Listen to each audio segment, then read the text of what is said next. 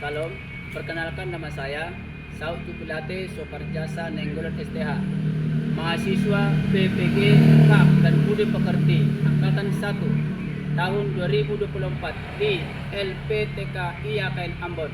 NIM 1520230104875 akan melaksanakan praktek pembelajaran untuk penilaian uji kinerja di SMK 1 Pangkalang Kerinci. Mari kita saksikan. Tuhan Yesus memberkati. Salam. Selamat sore, salam. Ya, puji Tuhan. Hari ini kita diberikan Tuhan kesehatan belajar kembali. Mari kita berdoa. Terima kasih Tuhan, hari ini waktu yang Tuhan berikan, kami sehat, orang tua sehat, kami terpelihara. Kami belajar, berkasih kami mengerti firman dan rencana-Mu untuk masa depan kami dan Tuhan yang muliakan. Dalam nama Yesus. Amin. Dan kita belajar hari ini yaitu tentang kematian kebangkitan Tuhan Yesus. Materi ini untuk memahami lebih dalam lagi sejauh apa Tuhan Yesus itu mengasihi kita. Baik, Indonesia adalah negara kesatuan yang besar beraneka ragam agama dan budaya. Jadi kita harus meningkatkan kualitas kepercayaan kita, bergaul dengan semua lapisan masyarakat, apapun agamanya, bahasanya, adatnya, tapi yang penting adalah satu, Anda tidak boleh kehilangan identitasmu sebagai percaya kepada Tuhan Yesus. Ingat, jangan sampai kehilangan identitas. Itu perlu saya sampaikan hari ini. Yang berikutnya, sistem gotong royong. Gotong royong hal yang utama di Indonesia ini. Tanpa memandang lapisan masyarakat, sosial masyarakat, kita menganggap kepedulian satu dengan yang lain, ya. Baru kita juga harus kreatif, punya ide yang inovatif supaya hal-hal yang baru, terobosan-terobosan baru boleh kita berikan dan bermakna kepada yang lain. Nah, saya mau sampaikan beberapa hal tentang tujuan pembelajaran kita. Yang pertama, Anda dapat memahami kisah penyaliban dan kematian Yesus Kristus dengan benar. Yang kedua, Anda menerima bahwa Yesus Kristus mati untuk menebus dosa kita manusia. Yang ketiga, yang menjadi tujuan pembelajarannya adalah kita dapat menghargai pengorbanan Tuhan Yesus dengan cara hidup sesuai dengan firman yang diajarkannya. Nah, ini ada dua kelompok, ya, dua kelompok untuk berdiskusi, ya. Ini kelompok satu, yang sebelah kiri saya kelompok dua. Kisah penyaliban Tuhan Yesus, dia adalah bukan sebagai pendosa, tapi dia rela dibuatnya seperti berdosa supaya kita semua beroleh penebusan, beroleh kehidupan, beroleh keselamatan. Itu adalah salah satu paham yang harus kita imani, bahwa kita mengasihi Tuhan dengan segenap hati, segenap jiwa dari kekuatan kita. Dan kita harus rapikan hidup ini, kita berikan kepada sesama, mengasihi sesama, bahwa makna yang kita terima itu adalah untuk dilakukan, untuk dikerjakan, bersaksi. Dengan kata lain dikatakan marturia. Oke, saya mau ngasih pertanyaan dengan dua kelompok. Yang pertama, apa makna pengorbanan Tuhan Yesus? Silakan di kelompok ini. Makna dari pengorbanan Yesus antara lain adalah yang pertama, kita telah mengalami pembaharuan dasar kebenaran iman dari semua pribadi yang berdosa menjadi pribadi yang baru dan bersih. Yang kedua, kita telah dibebaskan dari belenggu dosa dan dimenangkan dalam nama Yesus Kristus. Yang ketiga, hidup kita bukan lagi dari kita, melainkan hidup kita adalah dari tangan Tuhan Yesus Kristus. Baik, terima kasih. Yang kedua, peran penyalipan dalam keselamatan. Coba dikasih sedikit saja penjelasannya. Dengan penyalipan dalam keselamatan adalah Yesus menyelamatkan manusia dari hukuman kekal. Coba ulangi. Yesus menyelamatkan manusia dari hukuman kekal. Oke. Terima kasih. Kita tolonglah dipindahkan gitu. Kelompok 2, coba jelaskan singkat relevansi tentang kebangkitan Tuhan Yesus. Relevansi kebangkitan Tuhan Yesus yaitu pembuktian kemenangan, pemberian motivasi, pemulihan hubungan dengan Allah, menebus dosa, pemberi kekuatan dan penghiburan, pemberi dorongan untuk memberikan Injil. Oke, satu lagi tentang konteks budaya. Silakan. Konteks sejarah dan budaya dalam kehidupan Tuhan Yesus adalah latar belakang budaya Yehuda, cara Yesus menyikapi budaya, ajaran Yesus tentang keberagaman, dan konteks sejarah dalam Alkitab. Oke, tepuk tangan dulu untuk Anda semua. Baik, kita lanjutkan. Secara singkat saya akan sampaikan tentang kisah penyaliban dan kematian Tuhan Yesus. Next. Oke, tolong diperhatikan ke depan. Ini terjadi pada abad ke-1 Masehi, diperkirakan antara tahun 30 sampai 33 Masehi.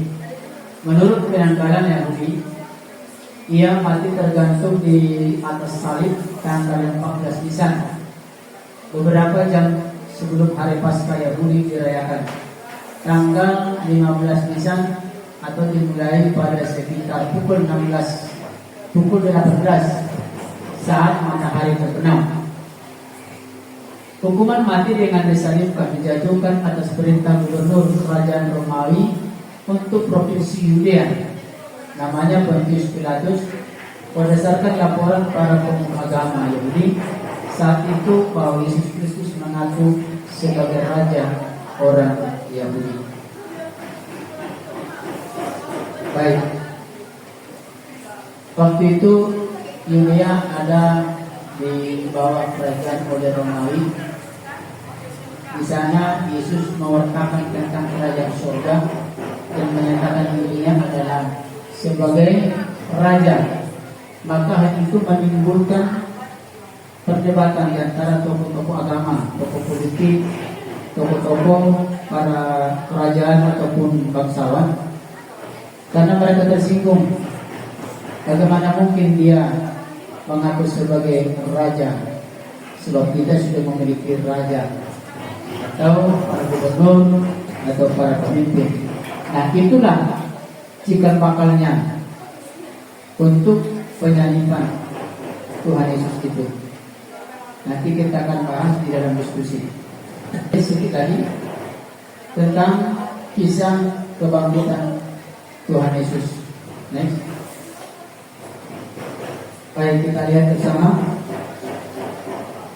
Kita baca. Yang pertama baca kelompok 1, 2, 3, mulai. Kebangkitan Yesus tercatat dalam Alkitab, kitab Perjanjian Baru, menurut Injil Matius, Injil Markus, Injil Lukas, dan Injil Yohanes. Peristiwa kebangkitan Yesus dicatat. Yesus yang sudah menjalani penderitaan dan kemudian mati disalibkan di bawah pemerintahan Gubernur Yudea Pontius Pilatus pada tanggal 14 Nisan bulan April sekitar tahun 30 sampai 33 Masehi. Baik, untuk kelompok 2 silakan dibaca yang kedua. Kisah itulah yang asli sesuai Injil kanonik hari ini, yaitu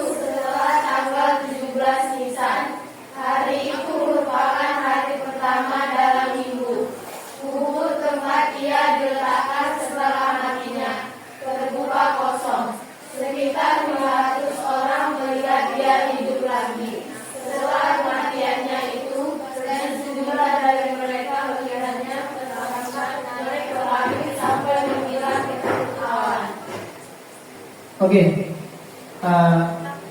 saya mau tanya nih, apa makna pengorbanan Yesus dalam konteks keselamatan? Silakan dari kelompok 1. Dalam Yohanes, pengantaran dipandang sebagai keselamatan antara manusia dengan Allah karena manusia telah dirusak oleh dosa. Coba ulang sekali lagi. Dalam Yohanes, pengantaran dipandang sebagai keselamatan antara manusia dengan Allah karena manusia telah dirusak oleh dosa. Oke, terima kasih buat jawabannya. Bagaimana makna pengorbanan Tuhan Yesus dalam hidupmu sehari-hari?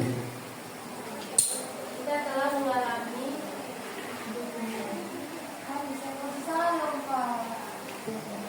Kita telah mengalami pembaruan dasar, kebenaran dan iman. Kita telah membebaskan dari belenggu dosa dan dibenarkan dalam Yesus Kristus. Hidup kita bukan lagi dari kita, melainkan hidup kita. Baik, artinya kita harus mengaku dan sadar memahami bahwa hidup yang kita miliki ini bukan lagi hidup kita, tetapi Yesus mengaruniakan kita di hidup, artinya cuma-cuma. Ya, kita akan mendengarkan pembacaan tentang penyaliban atau kebangkitan. Silakan. Maka saya akan bacakan bersama dengan dia disalibkan 2 orang penyamun, seorang di sebelah kanan dan seorang di sebelah kirinya. Orang-orang yang lewat di sana menghujat dia dan sambil menggelengkan kepala. Mereka berkata, "Hai engkau yang mau merubuhkan bait suci dan mau membangunnya kembali dalam 3 hari. Selamatkanlah dirimu jika engkau anak Allah, turunlah dari salib itu." Untuk yang kelompok, silakan membuat suatu karya berupa proyek kreatif yang tentang kebangkitan Tuhan Yesus. Coba dari kelompok 1, apa yang sudah dipersiapkan, silakan dibacakan. Kami memilih untuk membuat video tentang menggambarkan peristiwa kebangkitan Tuhan Yesus. Kami memerlukan peralatan seperti naskah, properti pendukung, mic, speaker, lampu, dan kamera yang mendukung untuk membuat video tersebut. Baik, terima kasih. Yang kelompok 2, silakan dipaparkan apa yang sudah disiapkan. Kami membuat karya seni lukisan tentang persidangan sampai kebangkitan Tuhan Yesus. Bahan-bahan yang kami perlukan kanvas dan air, kuas, air dan sebagainya untuk membantu mempersiapkan karya seni kami. Oke, terima kasih. Anda sudah memahami apa yang harus dikerjakan. Hal ini tentu ada kemajuan bagi Anda membaca, merenung, melakukan, dan itu akan menjadi gaya hidupmu sebagai pengikut Tuhan Yesus. Menyadari bahwa dalam kematian kebangkitan Tuhan Yesus itulah akan menjadikan kita dalam iman terjamin hidup kita untuk masa depan. Sedikit perhatikan. Untuk minggu depan, coba kasih usulan ide tentang pembelajaran kita. Silakan. Kelompok kami mengusulkan ide untuk pembelajaran minggu depan, yaitu kami ingin kita belajar bersama di alam agar merefresh otak dengan alam supaya lebih refresh belajar dengan indahnya alam sekitar sekolah. Oke. Terima kasih. Yang kelompok 2, silakan uraikan apa idenya. Singkat, padat, jelas. Kelompok 2 mendiskusikan untuk minggu depan diadakan ice breaking 2-5 kali agar setiap anak-anak yang belajar tidak terlalu mengantuk. Baik, ide diterima. Ini berhubung karena sore, berarti ice-breakingnya harus diperbanyak. Kayak begitu ya. Oke, terima kasih. Baik. Perhatikan. Bapak simpulkan bahwa materi kita hari ini, di mana penyaliban, kematian dan kebangkitan Tuhan Yesus yang menjadi karya Tuhan, bukti kasih Tuhan kepada kita semua, bukti kasih Tuhan kepada kita semua tanpa terkecuali, Baik, pembelajaran kita sudah luar biasa, pemahaman Anda sudah mengerti gaya hidupnya. Itu semua Tuhan memberikan hikmat dan pengetahuan bagaimana karya Tuhan, penebusannya di kayu salib, mati dan bangkit. Itu menjadi bukti nyata kasih Tuhan kepada kita. Oleh sebab itu saya mengajak semuanya jangan sampai kehilangan identitasmu. Amin. Identitasmu adalah pengikut Yesus yang setia. Silakan tekuni cara iman, mengasihi sesama, hidup bermakna. Ya. Baik, untuk yang berikutnya minggu depan tadi sudah diutarakan apa menjadi bahan yang disiapkan. Kelompok satu juga sudah menyampaikan apa yang harus dipersiapkan. Jika ada yang dibutuhkan, silakan konfirmasi dengan Pak Saud supaya bisa kita diskusikan, sehingga proyek-proyek yang Anda kerjakan kita akan mendapatkan solusi. Jadi tidak terganggu, tidak terhalang Anda menyelesaikan tugas proyeknya. Oleh sebab itu saya ucapkan Tuhan Yesus memberkati kita. Salam. Terima kasih Tuhan, hari ini kami sudah belajar bagaimana kami memaknai hidup sebagai orang Kristen, menyadari, mengakui, menerima Injil tentang kematian, kebangkitan hidup Tuhan Yesus bermakna hidup kami. Berarti kami hari ini mau pulang, orang tua, keluarga akan berjumpa dengan sehat. Hari ini ke depannya kami serahkan hidup kami dalam penyertaan pemberian berkat Tuhan. Hidup kami karena Tuhan, hidup kami untuk Tuhan. Terpujilah Tuhan. Dalam nama Tuhan Yesus kami bersyukur dan berdoa. Haleluya. Amin.